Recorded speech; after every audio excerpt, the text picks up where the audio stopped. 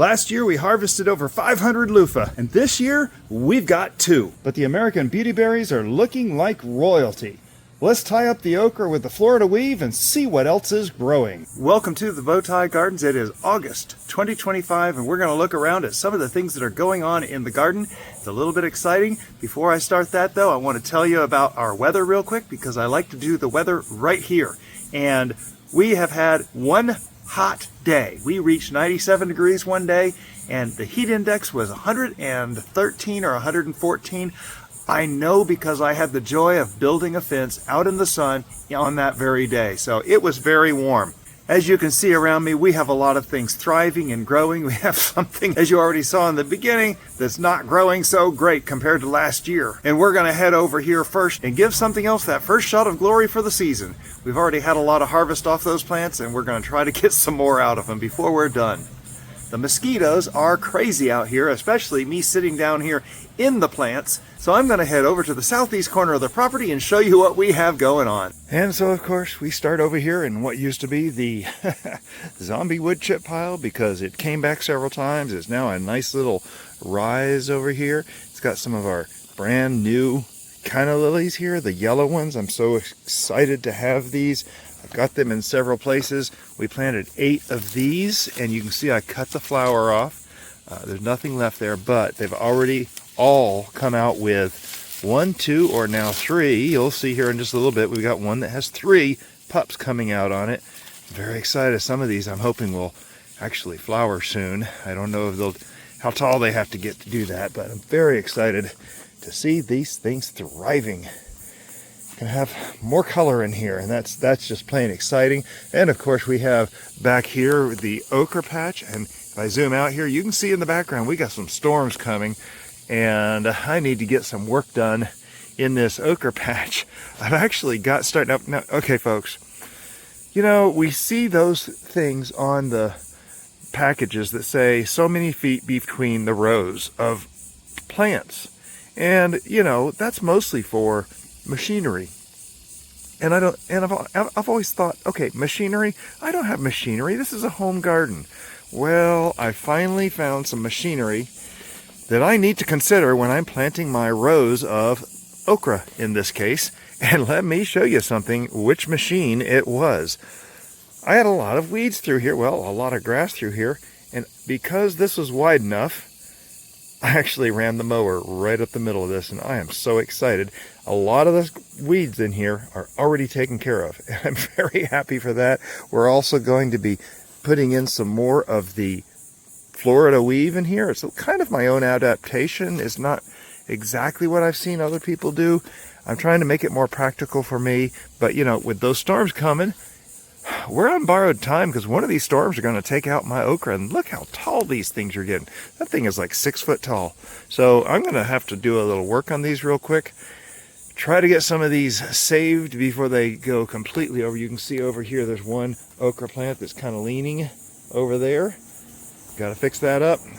Let's see if we can get some stuff fixed. You see I do have my tripod sitting over there, and we will get to work fixing this up. And here's Lily for more information on the Florida weave. The Florida weave, sometimes called the basket weave, was first used by commercial tomato growers in the mid-20th century. The idea is simple. Strong posts at each end, twine woven back and forth to cradle the plants. It keeps heavy stems upright, improves airflow, and makes harvesting much easier.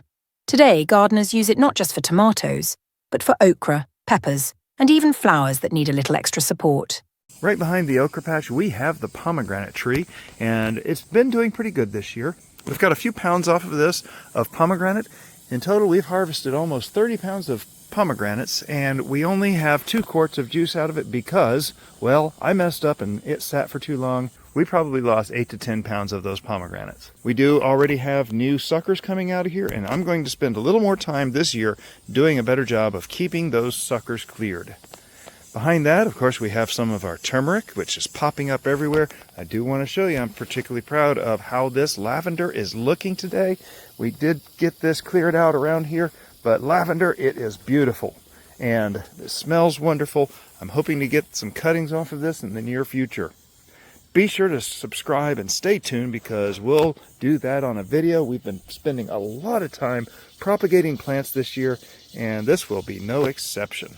Now our little tiny American beautyberry bush is looking very good. The berries have just started to turn purple down here. You can see these things look beautiful, and I'm enjoying watching this grow. This was not planted by me. It was planted probably by a bird or by the wind, and I'm looking forward to seeing how big this develops and how much it spreads next year. Of course, next to that we have our rosemary, and the rosemary still has a little bit of yellow, but it is still growing. It's putting out new growth. In fact, I wanted to show you this branch right here. You can see where we cut it here a few months ago. There's now 1, 2, 3, 4 new branches coming out from this. Oh, there's 5, maybe 6 coming out from the tip of that. All these places where we've been cutting it have been showing more and more growth. Here's one that we looked at. I believe we looked at this very branch last month, and you can see these 2 branches are just getting bigger and bigger, and it's going to be a more full plant. The brown turkey fig tree that we planted up in the ground, finally, it's no longer in a pot, and you can see we have down here, we have some irrigation. It's wet, and there is supposed to be right here an irrigation head that's dripping water. It's moist down there. It feels very good. This fig tree should be doing good. I don't want branches coming out low like these here, and so I am continuing to pop these off and tell this fig tree to grow up and make it taller. And it eventually will. I don't show this angle very often, but we are going to be building a gate across here that I can back a trailer into, and I want it to open right next to this fig tree, and I want these branches to be higher than the fence so the fence will not damage, which is why I'm trying to keep these leaves growing up, and hopefully in 2 or 3 years this thing will look more like what I want it to look like. Over here next to the lavender, of course, we have a chocolate mint that we potted up in our aggressive gardening video where we talked about aggressively planting mint. It was kind of a silly video, but I had fun doing it because mint just doesn't care. This is chocolate mint, I believe. Yes, chocolate mint, and it's beautiful stuff. This is actually, look, there's the head, there's the hose, there's the sprinkler head that I used to hold the tag in place. Remember that? If you haven't seen that yet, be sure to go down to the description. You'll see a link to that. You'll see there's a little symbol in the top right hand corner here. That means there is a link in the timestamp index below right at this point in the video. We have the 2 Thai hot pepper plants that are actually starting to put on blooms. It's very exciting. This thing is going to have peppers on it very soon, and it's going to be beautiful. So that's going to be exciting to see. This is still going to a friend's house. We will be helping them out with some favored Thai hot peppers. I truly appreciate you watching this video. It adds to our channel's watch hours, which is what we're trying to build right now. So please feel free to watch any of the other videos and help grow the channel. We're trying to get to a goal right now of 4,000 watch hours so we can get fully monetized and hopefully be able to start paying for some of the stuff in this garden with the channel money. Now we have been feeding these green stalks a little bit better. Hopefully we can start getting some of the flowers out of here. This thing has just kind of gone bad to worse, and I haven't really done well because I really don't know what I'm doing, number one. Number two, we did not put any perlite in the soil, and I really think we should have. This was kind of a bad situation. We're going to have to make the best of. I am pulling out weeds from the soil that I put in here to fill in the back. That was a bad thing on my part, but I am taking care of it slowly but surely. Hopefully we can get these things to really bloom out here very soon. If you didn't see our segment over on Enoch Graham's show, we have a segment there called In the Garden, and once a month I do a little snippet for them, and we talked about these strawberries. These strawberries are looking great. They aren't quite rooted in yet, but as soon as they have rooted in, we're going to be planting them out in the raised garden bed tour. That's actually part 3 of the monthly garden tours, and you'll be able to see the bed that those are going in. I'm hoping that by the time I'm recording that, these plants will be ready to go in, and I even have a few more that might be going in soil also. I plan to do my own video of creating your own strawberry plants so that you don't have to buy them over and over from the store. It saves a lot of money, people, and if you know me, I'm cheap. And of course our hedges are starting to grow out. We're going to need to do something with these pretty soon to kind of keep them in control, because this is where we had the big old Sasqua hedge that's kind of going a little crazy. And then we come back over here to our fig tree. This is the fig tree in the front yard that we planted first. Actually, I don't think it was first. It was one of the first fig trees. It's actually starting to get its second crop in here. I don't know that we're going to get anything out of here. I've seen second crops come on this tree before, and they never seem to develop. They seem to just drop off. But look at how there is no rust anywhere on this tree. This is very exciting. By now, we would start be losing leaves, and it just hadn't happened here. These leaves are looking just lush and gorgeous. They feel great. I am so pleased with how this thing looks. Another thing that we have on this channel is we do have super thanks down here just underneath the video. You'll see a little square with a $sign in it, and you can actually help support the channel by sending in a super thanks. Down in front of the fig tree, of course, we have our sunchokes, and these things have been less than stellar this year, but they're starting to come out green. They're starting to get thick. We did harvest the sunchokes from, I believe, this pot here and some from that pot. I did not touch the front pot, so I really don't know what's in this front pot. I would have thought it would have been growing more sunchokes. If that's all the sunchokes that's in there, that's fine too, because that just means there will be space for new roots to grow up. Sunchokes. Well, let's go back to Lily about the facts on these sunchokes. The plant we call the sunchoke is a native of North America, long cultivated by indigenous peoples who introduced it to Europeans in the early 1600s. Samuel de Champlain carried it back to France, where it was praised as both food and livestock fodder. Its true identity is a species of sunflower, Helianthus tuberosus, grown for its knobbly underground tubers. The odd name Jerusalem artichoke came later, a muddled translation. Italian growers called it girasole, meaning sunflower, which English speakers misheard as Jerusalem. Add in the fact that its flavor reminded some of artichokes, and the confusion was complete. By the mid-1900s, American grocers tried to rescue its reputation with the friendlier name sunchoke. But many still prefer the older, more fitting name, sunroot, the word used by the native people who first shared it with Europeans. In front of the sunchokes, we come down to this little flower bed where I've planted some sunflowers and some zinnias. I also had some nasturtiums I planted in here, but I really didn't expect them to come out. I do want to show you this one right here. This is supposed to be a mammoth Russian. This thing is not even 2 feet long, and it's already got a flower head on it. I did not feed these much, if at all, and so I'm thinking that was probably a mistake. These things should have been fed at least a little bit. The soil down here is enriched with our compost, but yeah, we'll have to try that again. Maybe I'll dig out a little more here, like I said last month, and give it a little compost to see if we can grow these flowers bigger than that. That's kind of disappointing. Next to that, of course, we have our yarrow, which is kind of declining in the flowers. It's still putting out a few little feeble flowers. You can see all the flowers over here. I've been leaving these on here to show you on the garden tour. These things will start to turn brown all the way down the stem, and these can actually be cut back at any time, and we'll be cutting these down as low as we can without disturbing the plant. We are getting a little bit of weeds, grass in there, and that's because it's getting a little bit thin in the middle. We're going to go look at one of the other yarrows, which looks worse than this, but this plant has been huge in the past, and I'm not really sure what's going on with it. We'll just have to keep taking a look at it each month and seeing what it does. Another one of the canna lilies, I do want to point this one out because this canna lily, here's the main one. Look down here, there's actually 3 pups growing off of this one canna lily. So we are going to have a strong crop of yellow canna lilies sometime. Will they come this year? I have no clue. I would be excited to have that, but I'm not sure. Another thing we have here, I thought this was a turmeric. Actually, I thought this was a smilax, and obviously it's not, because look at the leaves. They're very different from that. The smilax, no, it's not that. So we know that now. I think it's a turmeric down there. Cousin Bowtie Mark was over here, and I was digging around. I didn't want to disturb it too much, but I'm pretty sure we got turmeric going there. Ooh, what is this right here? This looks, is that a leaf or a flower head? I don't know. Oh my goodness, look at that. Amaryllis, you can see I've done a little bit of clean out work, and the Amaryllis are nice and free to do what they want to do. The thyme over there is looking good as well.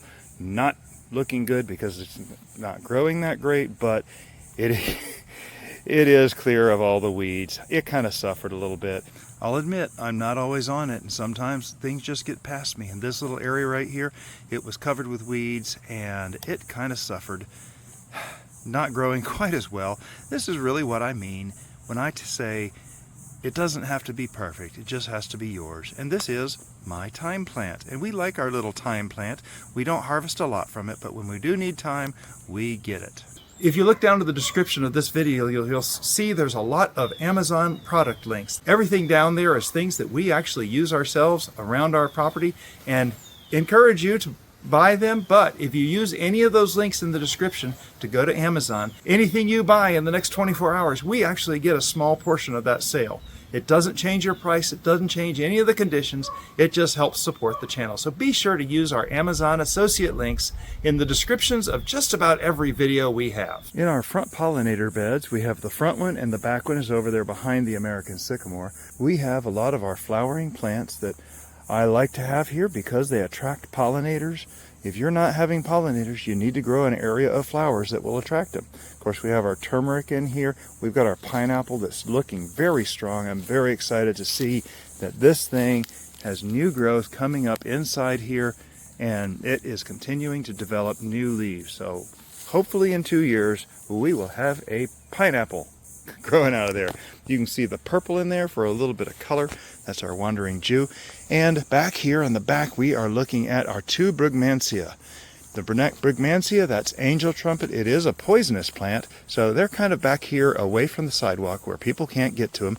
This one, I have not seen any clear evidence of blooming yet. We did have a couple of flowers that were beautiful, but I don't see any blooms starting yet. Here it is August, and I don't want to be disappointed by this thing. But we have a yellow and we have a red Brugmansia over on the other side. I really can't get over the size of these leaves though.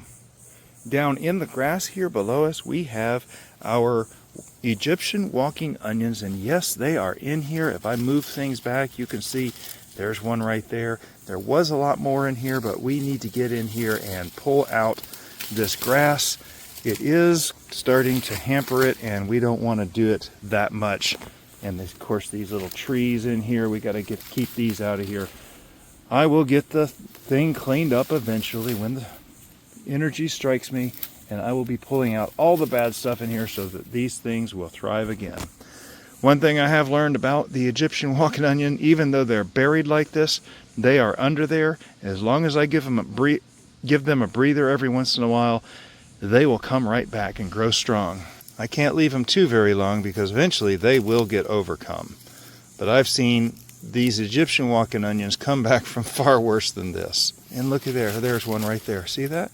We have 2 pots of chrysanthemums, one right here and one way over there on the other side, and they are starting to grow again. I never did cut these back. I wasn't sure if I really had to or not. I'm kind of letting them go right now to see if they will re-bloom on their own, and they really have shown a lot of strong growth here, and we'll just have to see how good of flowering they do this time. Check back next month and we'll see what they look like. You can see this one has these beautiful yellow little flowers, and it will be covered. It has been covered already twice or 3 times, at least twice, and they will be covered again. Of course, the back pollinator bed you've already seen. Everything is just looking so lush in here. It looks like nothing I've ever grown before. The turmeric is looking beautiful. These big giant amaryllis are just amazing. We have all kinds of stuff coming up in here, as well as a whole bunch of these canna lilies. So this bed is going to be full and beautiful.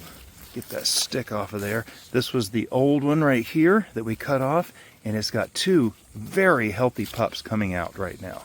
So this thing is going to look great. Another giant amaryllis. Of course, our Thai plants. We have 5 Thai plants here that are just growing strong. Here in another month or 2, all 5 of them are going to be visible and showing their purple colors along this background of green, and I think looking beautiful. Mrs. Bowtie and I are trying to get as much of the purple and yellow in our garden as possible, and the canna lilies with these things is just one more step toward that end. And of course, we have our tree checkup that I like to do every garden tour. This is the American sycamore tree. Again, That tree is not sick. That's the way the bark is supposed to look. The American sycamore is one of the largest hardwood trees in North America, capable of reaching well over 100 feet tall with a trunk so wide it has been hollowed into cabins and even livestock shelters. Its leaves are broad, often wider than your hand, with 3 to 5 lobes, easily mistaken for a maple at first glance, though much larger. In strong winds, the leaves twist and turn to reduce resistance, fluttering on their long petioles like paper kites. This helps the tree withstand storms that would shred more fragile foliage. The bark is its most striking feature, a patchwork of cream, tan, and olive where outer layers peel away. This constant shedding happens because the bark cannot stretch as quickly as the tree grows, so instead it flakes off, leaving that distinctive mottled camouflage. Sycamores thrive along rivers and floodplains, their massive roots stabilizing banks and providing habitat for countless birds. And for centuries, they have been a landmark tree. Early settlers and travelers often used them as trail markers, visible from great distances across the landscape. Now, if you're a regular viewer of our garden tours, you'll notice there is an unusually large empty spot right here. I did finally come in and take those branches out that our insurance company was going to tell us to take out anyway. We've had enough experience to know that once those branches start touching the roof, they have got to come out. And so I got up there with a pole saw and a ladder, and we got several large branches out of here, and it looks a whole lot better now. Even more light coming down here on the back pollinator bed, which just feels wonderful. The 2 crepe myrtles are kind of petering out on their flowers. This is the big one that looked really good. The one on the right just never really performed this year. It never really got a lot of blooms, so it didn't do very well. And of course our eastern red cedar, the juniper, is still looking wonderful, even though it has a little bit of stress on it. The eastern red cedar is not a true cedar at all, but a native juniper, one of the most widespread trees in eastern North America. It grows in a narrow conical habit when young, then broadens with age, sometimes living for hundreds of years on poor, rocky soils where little else will take hold. Its leaves are scale-like, pressed close against the twigs, giving the tree its dense, aromatic foliage. In late summer, female trees bear the familiar blue-grey berries, technically cones, beloved by birds and famously used to flavour gin. The wood itself is reddish and fragrant, long prized for fence posts, chests, and closets, as its natural oils repel moths and resist decay. Culturally, the eastern red cedar has been seen as a guardian tree, used by indigenous peoples in rituals of purification, and later valued by settlers as a symbol of resilience on the frontier. So I've not had any opportunity to get up into the Pendo date and do any cleanup. I can see from here there's some real ivy growing up in there that just needs to be cleared out again. I don't know that it's going to damage it, but I would have to imagine that long term it could cause problems. We have 2 more batches of Pendo dates coming out of this thing right now. They're all green, you can see here, and I'm just letting them go, folks. I'm not ready to harvest these. Now, we are making wine now, and one of the things you can make with this is a wine. So we'll have to start looking at, maybe a harvest of these specifically for wine. And of course, we have our front arch trellis. This is a 17-foot long arch trellis that we've grown all kinds of stuff on. We've got zinnias growing down the bed here. There's another turmeric and an Asiatic fern right there. But really, the most exciting thing about this arch trellis right now, it's this long thing growing right here, folks. It does not look like much, but yes, this is our lowly Luffa for the year. We have 2 Luffa right now. Now, we have picked one. Mrs. Bowtie cooked it up and it was wonderful, but these Luffa are just not what we had last year. As you saw in the beginning of this video, last year we harvested 500 Luffa. This year, not so much. We'll have to see where this thing goes. It's not even branching anywhere yet, and I've thought these things would branch more. So I'm hoping that once this thing gets more in the sun, which you'll notice these leaves are looking more green. Well, this thing is getting out in the sun and it's starting to look better down here at this end, the sunnier side of the trellis. Now I will show you right here at the very tip, we have male and female Luffa flowers getting ready to develop and produce more fruit, so we know that more is coming. After all the drama last year, this is probably just a welcome change that we're going to live with for this year. It may end up meaning I plant 2 Luffa plants this year. down at this more sunny end of this trellis. This beautiful little dino kale plant is the one that we cut off the big huge branch. This plant is 2 years old. You can see down here that's the cut in that we did, but look, now there's all kinds of new plants coming out of this. I have a feeling this thing is going to develop into something brand new. I've been eating these dino kale leaves and they are tasty, they're delicious, they're not bitter or anything, despite that one branch that did go to seed, and we pulled 5 seeds out of that. In the outer garden bed tour, which is part 2 of this series for this month, you will see what those look like now. They're starting to look like dino kale, and they'll be going in the ground pretty soon. If we plant those luffa down here at this end, I might be planting the dino kale, maybe one on this side, one on the other side. I think we've got 5 plants going right now, so we'll have to see if we can put them in other places and have more of that dino kale. It is very good. You can see down here we have the zinnias, but no flowers yet, so hopefully these will be coming out. I have been sticking these rosemary plants around everywhere, and they are starting to do their thing and grow out. We just need to come in every once in a while and give them the space they need to grow. And if you didn't see that rosemary cuttings video we did where we took 54 cuttings off rosemary plants, this was one of them. You can see there's a symbol up in the upper right hand corner that says there's a link in the timestamp index in the description below. You can go watch that and see how we did that. Out of 54 cuttings, we ended up having 45 new plants. We're giving some away, and we're planting a whole bunch of them. I want rosemary all over the garden because it does help with pests, and the great thing is it doesn't spread. It just grows a nice big bush, and I'm good with that. And of course down here next to that we have one of our mint plants. I can't remember if this is a peppermint or a chocolate mint. I believe this is a chocolate mint. I do come in here every once in a while and pull out the grasses that grow in here and invade it so that it can have its own space. We've given it its own space because we don't want to put this into the ground. Folks, don't put mint into the ground. There's another symbol up here in the upper right hand corner showing you a video on how to grow mint responsibly. It's a great plant to grow because it controls things like rats and mice. It slows them down. It doesn't eliminate them, but it slows them down, folks. And it's worth growing a lot of mint. You'll notice that we do have tons of mint growing around our property. We've already walked past 2 other grow bags with mint in it, and there's many more to come, so be sure and watch the second and third parts of this garden tour where you can see all the mint and how I'm growing it. This, of course, is the Asiatic fern that I rescued from another place, and it is kind of growing. It's putting on a lot of great new growth in here, so I'm enjoying seeing that. We'll have to see where this goes. Really, this is more under observation than anything. I've got it in what I think is a good place for it. It's not sunny, though it does get some sun, and I think we just need to watch this for a year or 2. Now, as we're going along in this garden tour, if you see anything that you have a question about, or frankly, I love to hear your experiences. I learn so much from the comments on my videos. They get me thinking about things, or they give me suggestions that I never thought of before. Thank you, Robin Gardens, for your suggestion about the attic. It's gonna work. I know it is. I've used those things before. But I love to hear from you, so be sure to comment below, share your experiences, ask questions. I love hearing from you. I read every one, and I enjoy answering every single comment.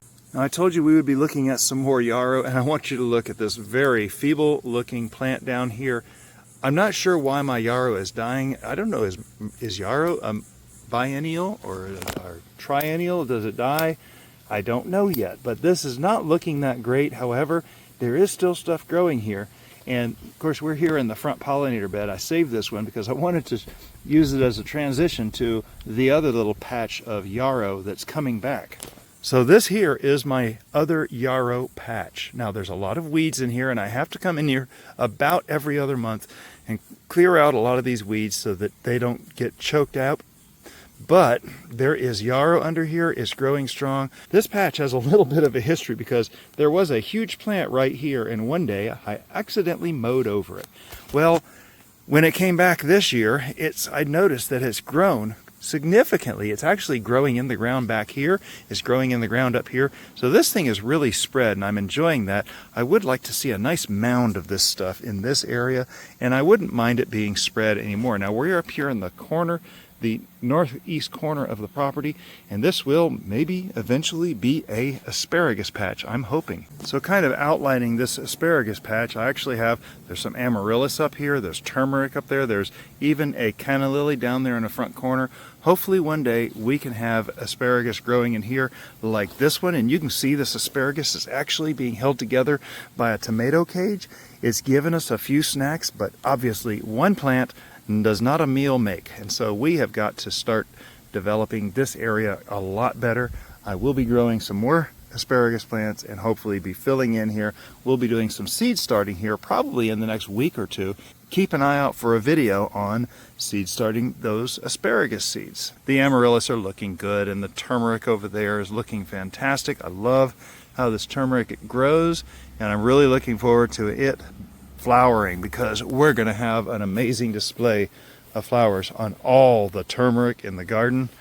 Another one of the canna lilies right here, and you notice here, look again, there's the main one, there's a pup over here, and there's a pup over here. We have two pups coming off of this thing, so I'm very excited. These canna lilies are taking off. I've been wanting these for years. I've been wanting this very one, the yellow one with the red spots down in the middle. The mosquitoes are all over out here. I spread a lot of citronella on me.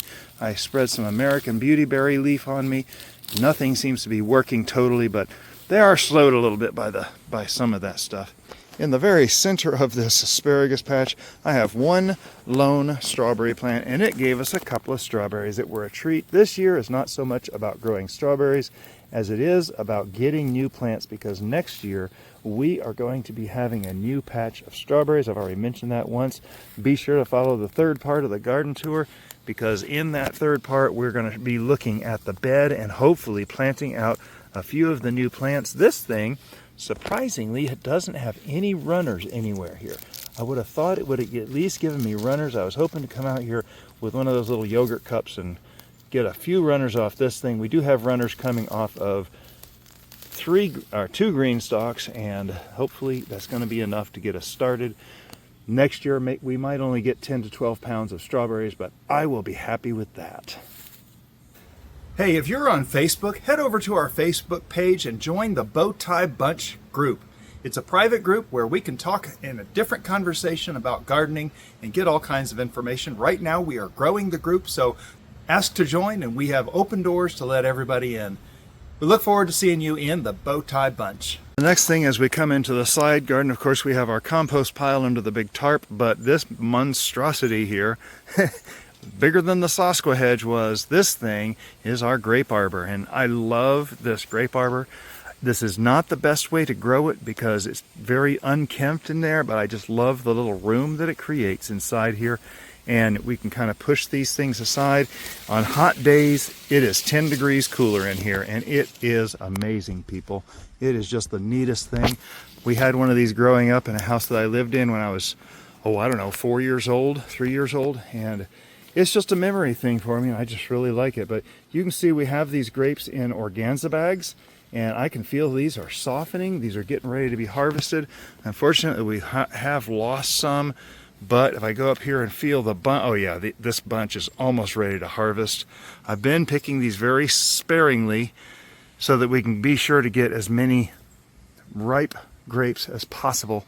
We do have several pounds of grapes already. I think we have about 4 pounds of grapes, and hopefully it'll be enough to make something with, whether it's jelly or wine. I'm not exactly sure, but it looks like we may have one more harvest in here. In fact, I can see that one right there is so ready. Is that bug inside or outside? I'm going to kill it.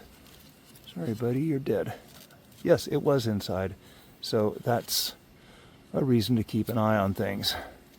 That thing was inside. Ooh, yucky. Ooh, yucky, yucky. Anyway, so yes, our grapes, our final harvest of grapes. We've had 2 big bowls of grapes that we've harvested. You can see one of them here in this little snippet.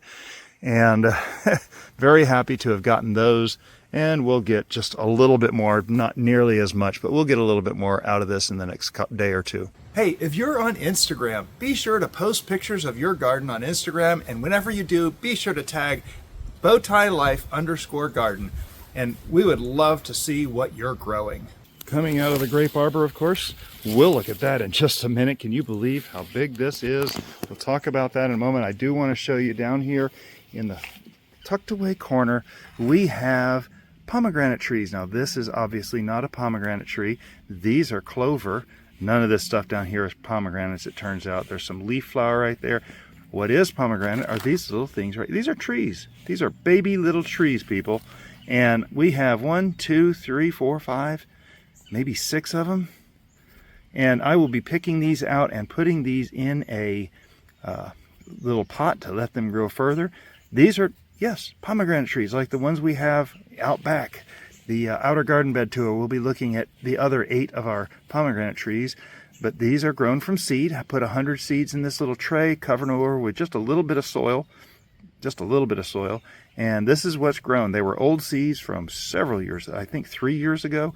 And we're excited. Now we have harvested a lot of pomegranates. You can see here, this is the bucket of pomegranates that I harvested. Unfortunately, we lost most of these because we let them sit too long, folks. Oops. We should have gone ahead and processed them. But this little jar of seeds, little, is full of hundreds and hundreds of pomegranate seeds that we can plant out. And I'll probably do the same thing I did here. Just stick them in a tray, and when time comes, these things are ready to be plucked out and put into a pot. I don't know how they do with their seeds, with their roots being disturbed, but we'll just have to see what happens. And of course, this is the back end of our side garden, and there's all kinds of ivy. And we look back here at our blueberries. The blueberries look really good considering they're draped with lots and lots of ivy. And I'm going to have to get in here and cut out this ivy. Look how deep it goes in there. And we'll have to unbury our blueberries here pretty soon because that is getting thick. I'm not sure I've ever let it get that thick. In fact, I can see some wild grape. Is that really wild grape growing over here? It is. Oh my goodness. I believe this is a wild grape growing underneath here as well. We get a lot of those here in Florida. We are, of course, in the panhandle of Florida, in the heart of Destin, and we get a lot of subtropical type growth in here, as you can tell. It is beautiful. I love it. It's my chaos. Make it your own, people. Enjoy what you've got. Find the beauty in the things that grows around you. And of course, last but not least, we come down to this is our Mexican lantana. And this is something that I really wanted to see what would happen. This is a lantana, a Mexican lantana. It is a little bit of an aggressive, invasive. I'm not sure if it's invasive. I do know it's aggressive. It's supposed to grow everywhere. However, I've left this thing alone. I've let it seed, and I've not seen any baby ones pop up anywhere. So I don't know how aggressive it really is. It is a beautiful, big, tall plant. I wanted to see what it would get to. Last year, it was only about so big. If you remember those garden tours from about this time last year, it was a great surprise to discover it. These flowers are just beautiful. They have from the pink to the yellow to the red, and I just love the way these things look. And when they open up, they look like this little box-shaped thing right here. And they open up. These here will probably be opened in a day or two. And then they make these little seeds in here, and these seeds, of course, are dropping everywhere. Now, these things feed the birds, so that's awfully wonderful. I love having food here for the birds. But really, this thing is getting too big. It's probably the wrong time of year for me to cut this back, but I need to because it's rubbing against this window right here, and I sleep right there. And so I've got to cut this thing back because at night it's rubbing on the window, and it's kind of disturbing, people. But I do need to cut this back. I do have a pair of cutters with me, and we're just going to do it real quick and cut back a few branches and put some stuff in the solar weed sauna. And so there you have it. I've just did a quick trim on it. You can actually see the turmeric growing up behind it now, which I think is very cool. I'm loving all the turmeric, but I've got this in control. I'm not totally unfamiliar with lantana, but I'm sure I just gave it the excuse it needed to grow totally out of control and explode all over this area. We'll have to see what happens. I am waiting for a second one of these to come up so I can plant it somewhere else in the property. I have to see what goes on with that, though. I don't understand what's going on. But the big thing I'm really surprised with, this thing has grown just a little over a year, year and a half maybe. And look at the size of these stems down here at the bottom. This thing is growing significantly, and not only is it growing some pretty good sized stems, there's a lot of them here. And so I'm very pleased with how this looks. So there we have it. The August of 2025 garden tour for the Front and Side Gardens is done. And we kind of had a good idea of how green everything is. The weather has just been beautiful this year. We have had ideal weather. It's been around 90 degrees. The feels like has been a little bit high, but it's bearable for us here in Florida. I know some of you up north, you're not used to feels like of 99 degrees or 100 degrees.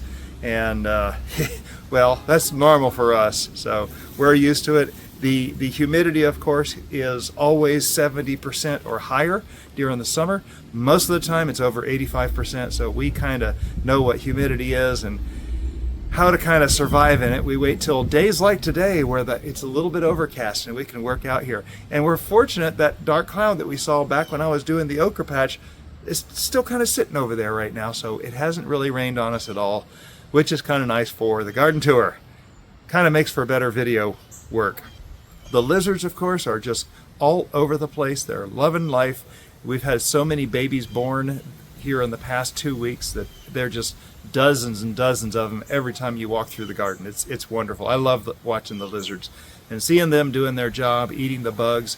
In fact, there's a little gray beetle that I like to, when I'm pawing around in one of the raised beds, I'll see one and I'll just toss it somewhere and 1 or 2 lizards will just jump on it immediately. It's the coolest thing. But be sure not to miss the rest of the garden tours. We do 3 garden tours every month. These are my own personal journals of everything going on in the garden, and you are so invited along to watch and see what happens in our garden with the growth. Maybe you saw something. I like to say, if you found this video inspirational, educational, informational, or just entertaining, watching me stumble around the garden, please click the thumbs up, subscribe to the channel so you don't miss any of the other parts of these garden tours. We also have other content, and in fact, if you go to our YouTube page, you'll see we have lots and lots of playlists on all kinds of topics that are there to inspire you, to give you information maybe, and hopefully encourage you to grow your own. I know that for me, the garden has just become a place where I get so much therapy that just being out here and in the midst of all the green and the smells and the birds and everything else, the birds are literally just flying all around us. And it's just very calming for me and just makes me feel so much better. But remember, your garden doesn't have to be perfect. Don't look for perfection. Look for what you want to grow. Look for what you want to see. If you just like to see the green like this, great. Now, I watch a lot of YouTube channels that have beautiful gardens, and I learn a lot from them too. But I know for me, the way my brain works, this is what I enjoy. I love this. I love the chaos. I love all the fun textures and different looks of everything all throughout the year. I just enjoy walking through this garden. So like I was saying, your garden doesn't have to be perfect. It just has to be yours. You have a blessed day.